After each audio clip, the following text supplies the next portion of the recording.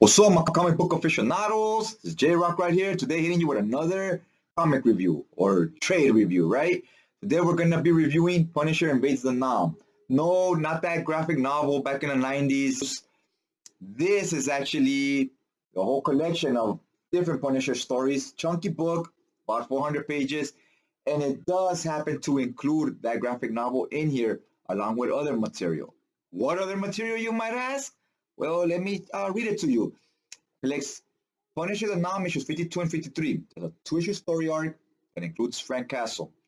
Then Punisher the Nam issues 67, 68, and 69. Another story arc, three-issue story arc. They don't really connect with each other. They're two separate storylines from the Nam with Punisher in them. Then you have the Punisher Invades the Nam graphic novel, five-issue story arc. That's three stories. Then you get a Punisher War Journal, two-issue story arc being issues 52 and 53. And then you get a Punisher Warzone, issues 26 through 30. That's 26, 27, 28, 29, 30, five-issue story arc. So two story arcs of 5 issues, two story arcs of 2 issues, and one story arc of 3 issues. 5 separate stories. The last two stories with War Journal and Warzone, those somewhat connect somehow, right? So you don't need to read one to understand the other, but it helps because some of the characters bleed over to the next storyline. And in Punisher, it's kind of rare that the characters don't always come back because he works solo. He doesn't really work with a team outside of Microchip. So yeah, you get 5 stories here. Any one of them can be read on its own. The first story arc is drawn by Mike Harris. And let me see who the colorist here is. Ed Lascellari. Ed Lascellari on colors. The colors here, I was really digging the colors. Found kind of interesting his use of lights and so forth, especially for back in the early 90s. You had a short color palette and so forth. And I like the colors. They were interesting. On the covers, they really went crazy with the colors on the covers here, on the cover art on these issues. It was a completely different color style than the interiors on the issues, that's for sure. The first story starts off with this guy named Monkey. He's a sniper for the Vietnamese, and he has this skeleton. He always kisses the skeleton before he takes down his prey, basically, right? He's a top-notch sniper, so the Americans are like, we need to get our big dog in the game. And the Americans' big sniper is Frank Castle. Turns out Frank Castle, when he started, he was a sharpshooter, man. He was a deadly sniper. If you remember him in his early appearances in Spider-Man, he used to be a sniper, Stone Cold Assassin. Over the years, he changed. He changed into Rambo, Commando, those 80s movies. They're just mowing people down with the street sweepers. And that became real popular, so they kind of changed Punisher into that type of style character where bodies everywhere. Definitely running red flags everywhere, catching a lot of attention. But back in the days when he started, he was just in and out without people even noticing he was there. That's how soldiers got shit done. And that's who he is here, because these are his early days in the Nam.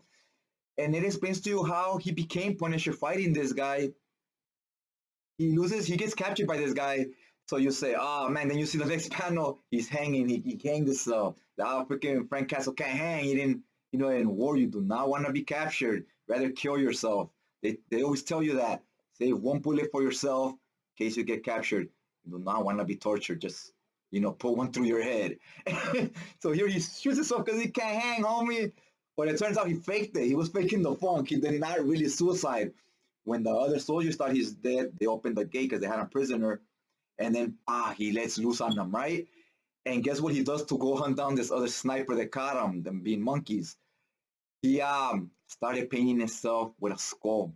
And he started, dropping bodies and painting them with that skull. And it turns out that's where he got that moniker, the Punisher, and where he got that skull symbol. And this other deadly sniper says he's mocking me using my symbol because I carry the chain with the skull on it. So that was an interesting story. I was digging it. It reminded me of that movie, Enemy of the Gate, where the top German snipers going at it with the top British sniper. Love that movie. One of my favorite war movies. It had that type of vibe to it. Awesome storyline. You get other soldier stories here that all show you what helped mold Frank Castle into the Punisher, how he came back from the war, kind of already out of it, like how the war affects you. It makes you used to violence, kind of in your mind. That's how you solve problems, right? Because you've been there so many times. He's been there like 10 years in the army, he did 3 terms. So it's a big part of his life is just gunning people down. That's how he moved up so high in the rankings, right? So once they kind of fired him, if you will, because he went against the government, he didn't know how to adapt to life, and that's all he knew. And then we all know his sad story where his family died, and his answer to it was, no normal person would act this way. Was, I'm just gonna kill every fucking criminal I see from now on, because he already had that in him because of the war, but this tragic thing that happened to him just brought it out more. And one of the other storylines, there's a lot of people getting homesick, being scared to be in the war, want to go back home. So the sergeant here, when he spots cowardness, he's like, weak links like that, they'll only snitch, give away our position the moment they get caught. They're no good. They're gonna help us lose the war. We don't need them. So they fake it. They tell them, give us $200. We send you back home. We'll find a way to find an excuse for you.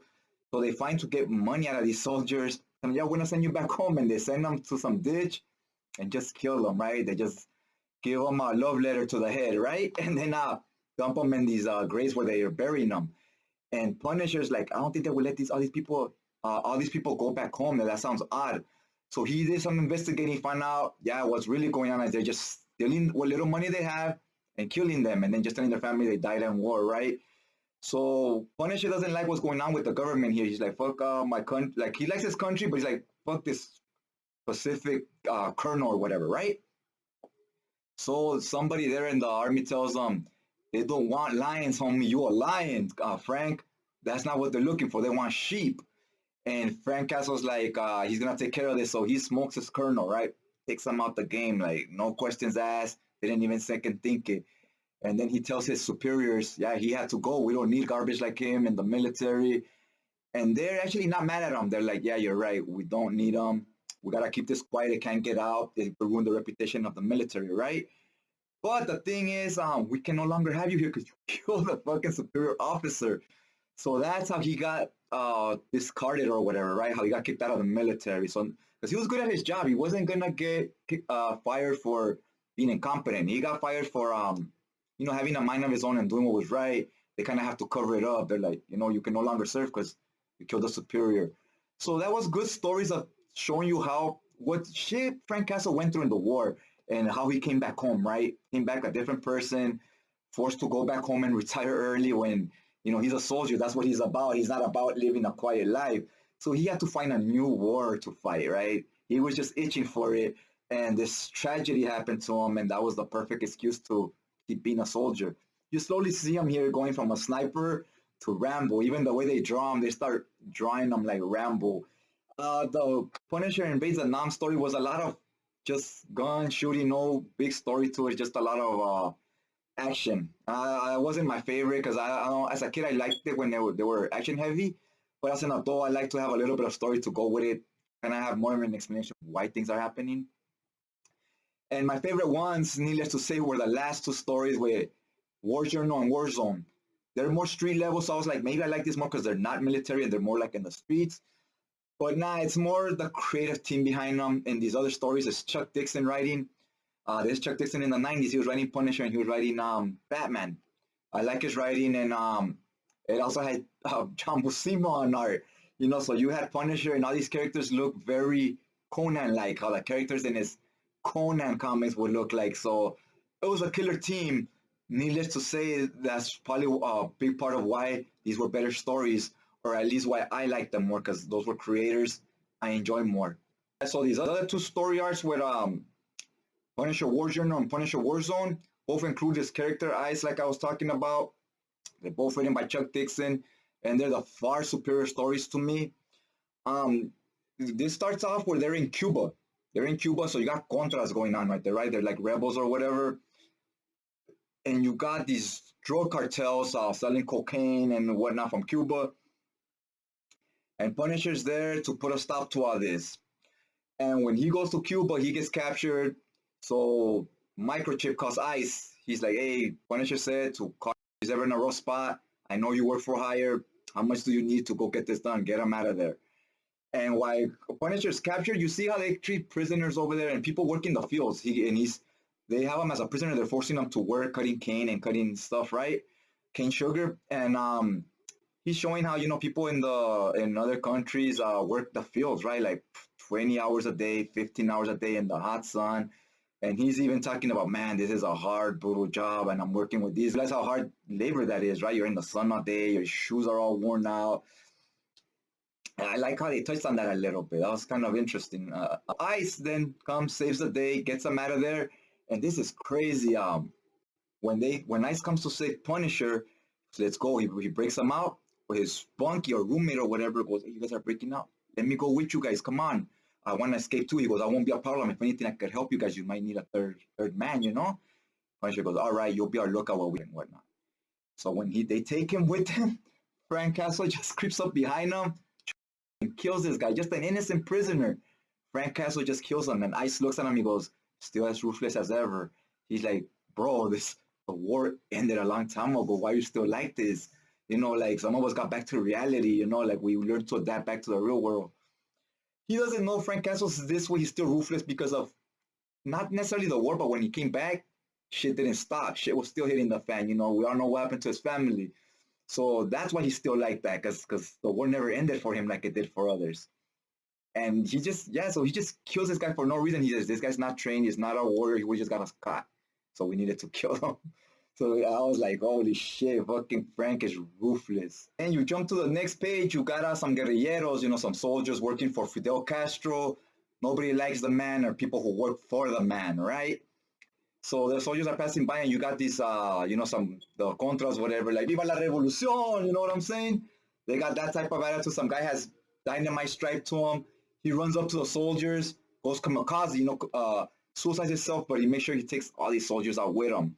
So you get a feel right here, right away, how shit is in Cuba, right? At least at this time, which I haven't been there myself, but I doubt it's changed much. Like, there's a lot of people fight communists and oppression over there because, Fidel Castro wants to keep everything controlled and so forth. At his older age, I'm sure he's calmed down some and so forth. But yeah, this is how it is right here. They gotta, over there, it's not like here, you want to leave, you don't like this country, you can leave. Cuba don't work that way. You don't like it, you gotta escape, because they're not just letting you go have a better life somewhere. So this is crazy. It really captures that feel right here. I was really enjoying how capture the feel of that you're in another country. This isn't the United States. Especially the way John Buscema draws the art, the clothing he gives everybody, and so forth. You're in a third world country. The way the streets are not all nice and neat. The buildings are, a little rough around the edges. And we get back to Frank, where he's fighting this guy, and the guy's about to fall in a pit of spikes. He goes, please don't let me fall, save me.